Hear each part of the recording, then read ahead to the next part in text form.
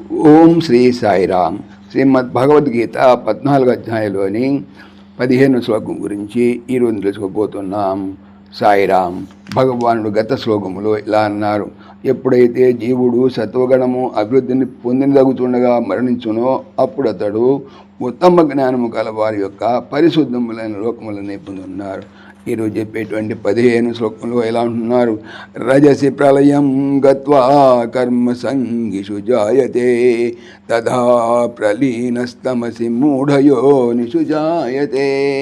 రజసి రజోగుణము ప్రవృద్ధి సతి అభివృద్ధిని పొందుతూ అనగా ప్రళయం మరణమును గత్వా పొంది కర్మసంగిషు కర్మాసక్తుల వారి యందు జాయతే పుట్టుచున్నాడు.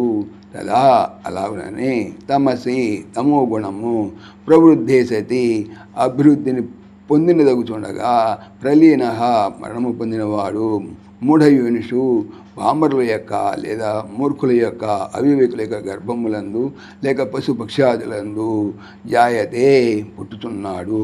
రజోగుణము అభివృద్ధి పొంది ఉండగా మరణించువాడు కర్మాసక్తుల వారి ఎందుకు జన్మిస్తున్నాడు. అట్లే తమో గుణము అభివృద్ధి పొంది ఉండగా మరణించువాడు పామరుల గర్భములందు లేక పశుపక్ష్యాది హీన జాతులందు పుట్టుతున్నాడు.